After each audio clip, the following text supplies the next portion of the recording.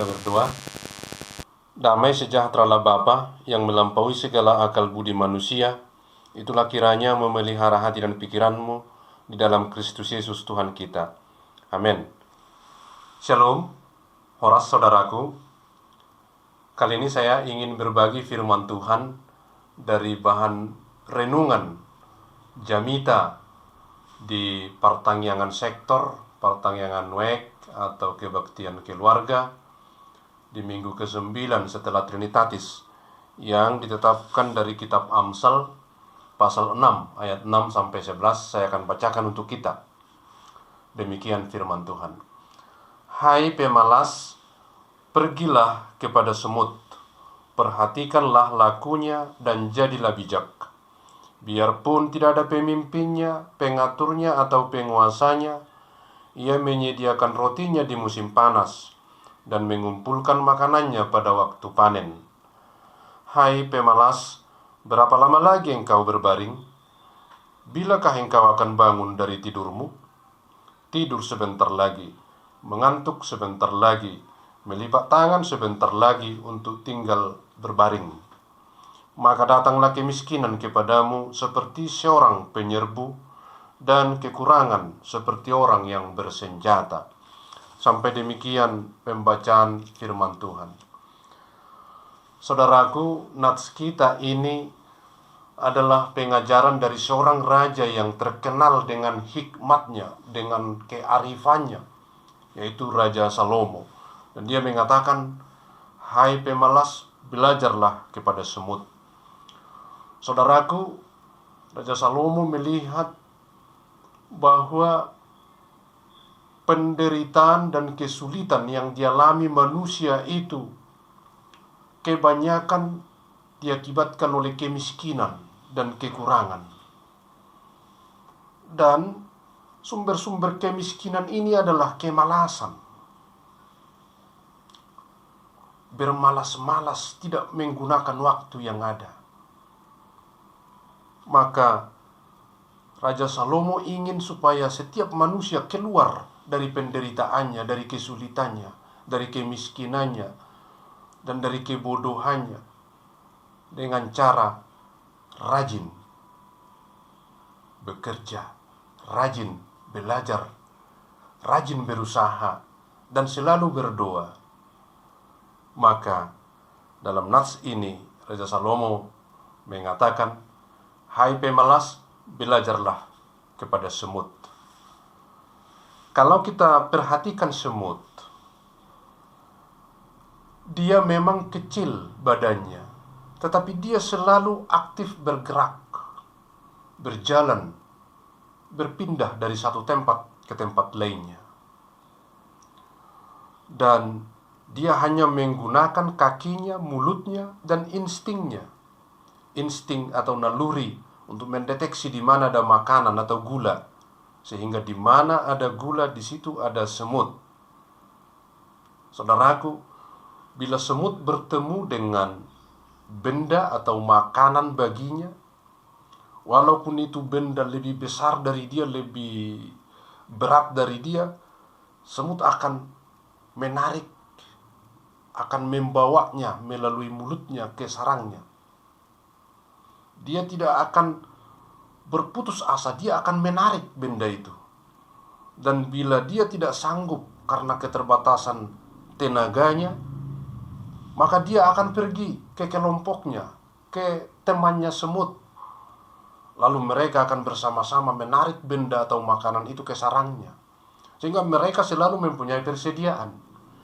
Dan kalau terjadi musim hujan sehingga semut ini tidak bisa keluar dari sarangnya mencari nafkah, mereka tidak akan mati kelaparan, mereka tidak akan kekurangan, sebab mereka sudah menyediakan di sana bekalnya selama musim itu. Itulah perilaku semut yang diamati oleh Raja Salomo dan disarankan supaya belajar dari sana. Orang-orang yang hidup dalam kemiskinan, kekurangan, kebodohan, dan berbagai penderitaan, keluarlah dari sana melalui rajinlah bekerja, menggunakan waktu yang ada. Bekerja apa saja, dengan tangan, dengan panca indera, potensi yang sudah diberikan oleh Tuhan. Semut itu hanyalah binatang kecil yang tidak mempunyai organisasi yang mapan dan tidak mempunyai ilmu pengetahuan atau teknologi yang canggih.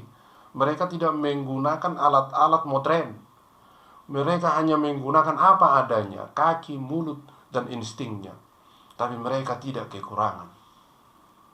Kerjasamanya dengan sesamanya juga adalah kekuatannya. Saudaraku, manusia adalah makhluk ciptaan yang mulia, yang Tuhan lengkapi dengan akal budi, sehingga bisa mengubah apapun. Manusia bisa mengubah lingkungannya dengan peralatan-peralatan, dengan teknologi. Manusia sesungguhnya bisa untuk mengubah kemiskinannya menjadi kesejahteraan, dengan syarat harus rajin menggunakan waktu yang ada, bekerja, berusaha, dan belajar.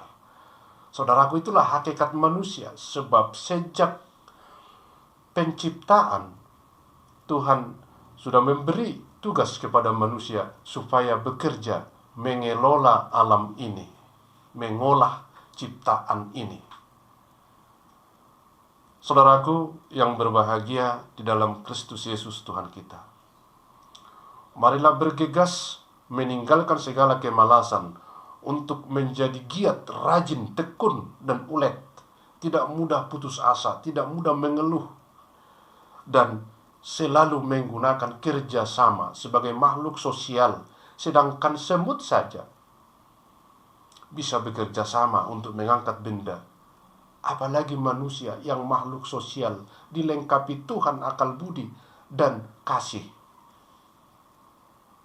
Ini adalah kekuatan kita untuk bekerja sama, bertolong-tolongan untuk menggapai sebuah masa depan yang sejahtera.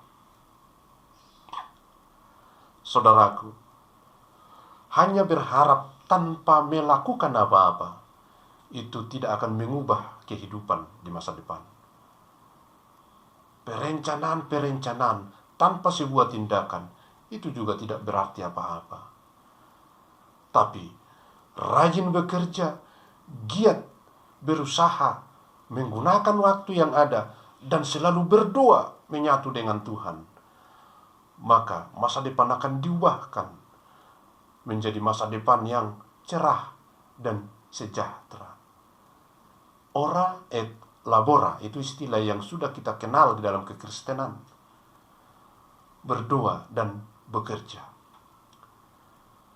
Berkat-berkat Tuhan akan kita nikmati, akan kita alami hanya melalui pekerjaan, melalui usaha. Kemurahan dan kasih Tuhan itu hanya bisa dinikmati anak-anak Tuhan, orang-orang percaya, di dalam kerja, dalam usaha.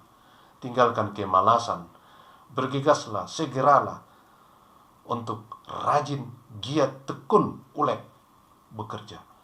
Tak perlu mencari kesalahan, tak perlu untuk mengemukakan alasan-alasan atau mengeluh atau berputus asa, tapi harus rajin. Gunakan waktu yang ada, gunakan potensi yang ada. Tuhan sudah memberikan kita potensi-potensi untuk bisa digunakan bekerja, untuk meninggalkan kemiskinan, meninggalkan kekurangan, dan bentuk-bentuk penderitaan dan kesulitan lainnya. Tuhan akan memberkati pekerjaan usaha kita, sebab kita adalah anak-anaknya. Amin. Tuhan Yesus memberkati.